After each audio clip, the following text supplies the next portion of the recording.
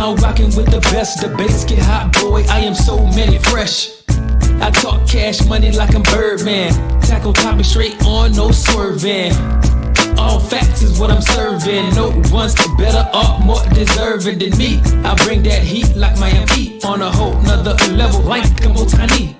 I prove points by helping you visualize, using data that's analyzed by eagle eyes. Get your mind right and act like you know. You are now tuned into the Real Untouchable podcast.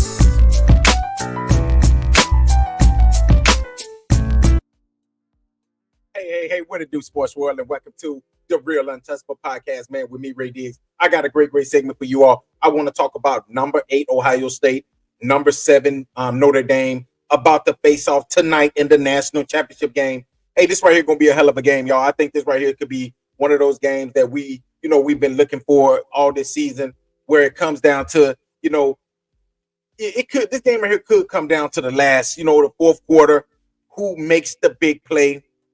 Or it could be a blowout on Ohio State side. Everybody know that this right here is probably one of the best rosters in college football, with over $20 million invested into this team. So this game right here could be either or, okay? Or Notre Dame could come out here and play them tight like they did against Penn State. We don't know what's going to happen, and that's right there why this game is so intriguing, okay? Hey, before I get started, man, make sure you hit the like button, the subscribe button, and also the share button, man. And hey, it's good to be back. I just want y'all to know that. I miss you all, but I am back on the podcast ready. Make sure y'all tune into the other podcast. We Are All Winners podcast with Ray Diggs as well. I get on there on that podcast as well. But let's go ahead and jump into this thing. We got two hell of a team. We got number 8 Ohio State comes in at 13-2, and then we got number 7 Notre Dame comes in at 14-1. These are the last two teams left. Somebody's going to be hosting that trophy tonight in New Orleans. As you all know, his game will be in New Orleans tonight. And right now, it's a 55-44. The people are saying that they feel like Ohio State is the better team. On one side, you got great offensive players all over the field with Ohio State. Will Howard, he's not the best quarterback in the nation, but he's a reliable quarterback. He might not even get drafted. Hell, he might go in the 6th or the 7th round of the NFL draft, but he's perfect for this team. He's perfect for this team. He's thrown for over 3,700 yards, 33 touchdowns. And then when you look at the Ohio State running back, they got Travion Henderson, who's rushed for almost 1,000.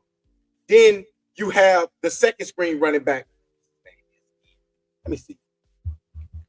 He came from Ole Miss, man. I keep forgetting his name. But then you have him. Actually, let me see. But yeah, you have him at the running back position. So you basically have a thundering and a lightning, or you just got basically thundering and lightning, because both of them can basically do the exact same thing. These are two hell of a running backs that Ohio State have, and that is the reason why I say. And then at the wide receiver position, you have Jeremiah Smith. Okay. You have Jeremiah Smith at the running back position. At the wide receiver position, Jeremiah Smith.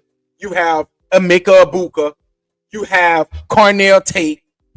You have weapons all over the field for this Ohio State team. And that's just the reason. That's why I just feel like, Judkins, that's his name. Quinshawn Judkins. That's what I'm saying.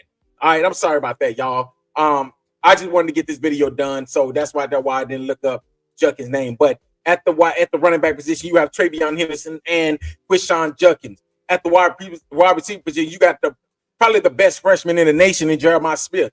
Who's going to guard this guy? Who's going to stop him? And that is the reason why a lot of people feel like this is going to be a blowout. Then you look at the offensive lines.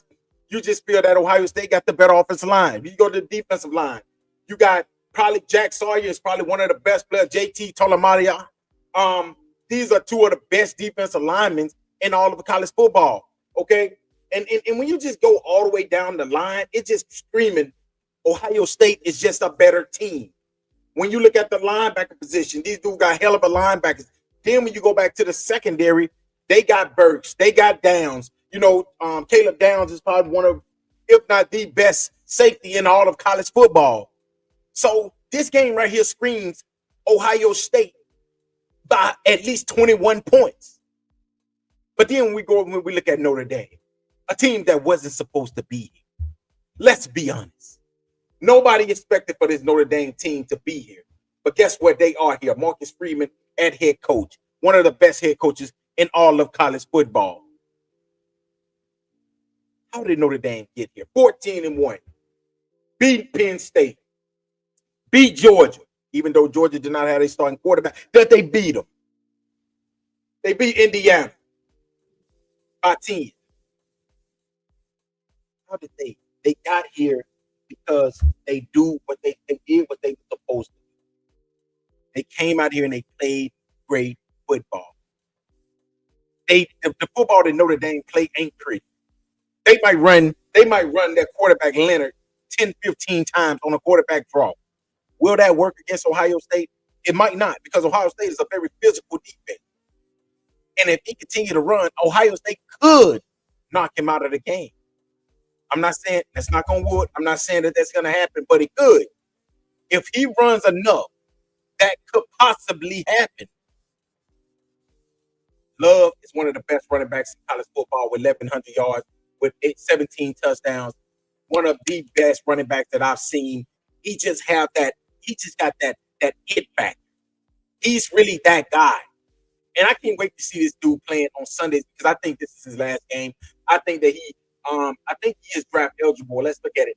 I know he's a sophomore. I don't know if he's a true sophomore, but he's a sophomore. I just can't wait to see this kid play at the next level, because but he is coming in with a knee injury. How is that going to hold up against this stout Ohio State defense? Caleb Downs, Jack Sawyer, JT, Ransom, Burks. Ohio State is loaded on the defensive side of the ball. Yeah, they loaded on the offensive side. When we look at Notre Dame defense, they just a great defensive team that plays great together. Nobody's on this team basically really stands out, and you can just say, yeah, man, they got this person, they got that person. They just got some great players that plays good together. So when we look at this game, Ohio State is screaming they are the better team, which they are the better team. When you have that much talent on a team, that they are clearly the best team. I said this at the beginning of the season. I hate Ohio State, but in reality, Ohio State was the best team. They have the most talent. So am I surprised that they're here? I am a little surprised when they lost to Michigan, but I said that right there, that Michigan loss could be what they needed most. So guess what, y'all? I think Ohio State comes in here. The first half, I think, is close. But as the game goes on, I can see this game getting ugly. And when I say ugly, I mean Ohio State going up by 21. I mean Ohio State winning this game by at least 21 points. And I know y'all probably saying, man, you don't got no faith in Notre Dame. Notre Dame is a good team. They are. They're well coached. Good team. But Ohio State, this is what they're meant. This is what they supposed to be here. They supposed to be the best team in all of college football. They supposed to be the favorite coming into this game right here. That's right there why I'm looking at it right now. And it's opening up as almost a 10-point favorite. They're almost a 10-point favorite. So it ain't just me that thinks this. Vegas thinks this as well. But I'm going a little bit higher because I think that Ohio State could possibly wear down on this Notre Dame team. With Jeremiah Smith, Carnell Tate, Emeka Ibuka, I don't think Notre Dame is going to let Jeremiah Smith. But hell, he could go crazy. Yeah, he could. But I think Emeka Ibuka might be the guy that you want to watch out for in this game. I think Emeka Ibuka, I think him and Carnell Tate and Judkins could possibly be the key players in this game right here on the offensive side. And I think Jack Sawyer, I think he's going to dominate. I think he could possibly dominate. And people know I don't like Jack Sawyer, but I think Jack Sawyer could possibly dominate this game in a sense of making it very uncomfortable because I don't think Notre Dame has seen a defense like Ohio State. Yes, they saw Georgia, but I just don't think Georgia. I think Georgia was down because of losing their starting quarterback, and they saw Penn State as well. Penn State has some hell of a players, and that's why I think that when we look at Penn State, it was self-inflicted wounds. Penn State probably got one of the best defensive lines I've seen. With Carter, that dude there is a baller, but Jack Sawyer is just as good, and Jack Sawyer is nasty. He's physical.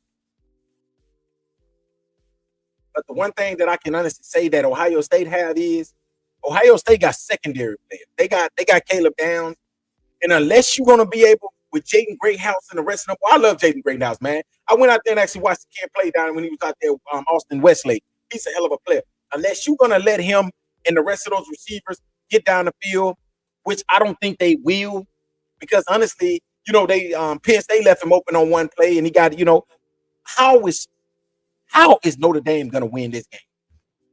I can't see them running the ball. I can't see them throwing the ball win.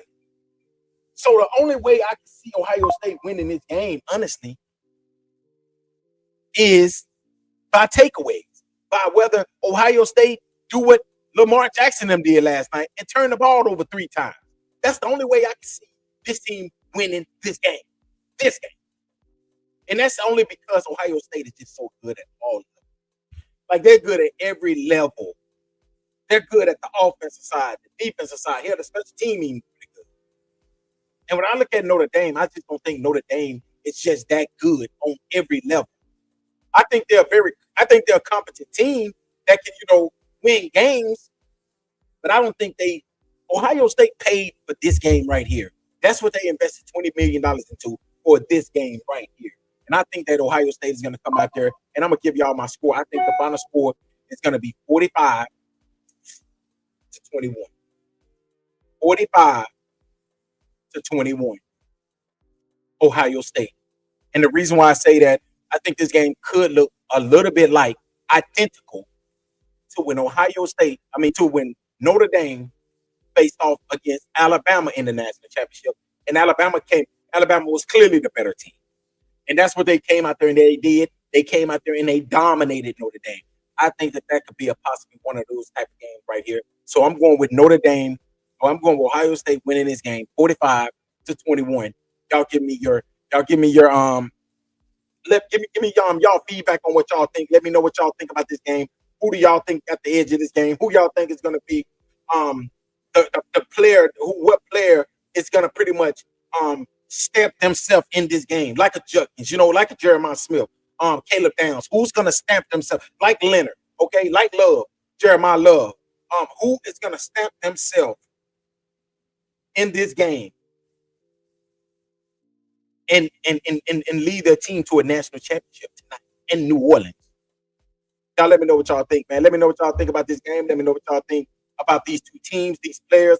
And this right here is the last college football game of the year, man. I'm going to miss college football until next year. But I will be coming on talking about college football as well, because college football never goes away, especially with the transfer portal. We got to talk about that. So, man, I'm back, y'all. I'm back. And I just want to say thank you all. Happy Martin Luther King birthday. Hey, man, the man himself, the man, the myth, the legend. This is a day that we celebrate him. An amazing man, that opened up so many doors for people. So make sure you all, understand that today ain't just a day that we was giving out work. Today is a day where, we pretty much celebrate a man that gave so much. Okay. But hey, happy birthday to the great Martin Luther King Jr. And until next time, y'all, thank you again for listening to another great segment of the Real Untouchable Podcast with me, Ray Diggs. Until next time, y'all have a great Monday and have a great week. I will be coming back again this week talking about the NFL playoffs, the NFC AFC championship game. Make sure y'all tune in for that as well.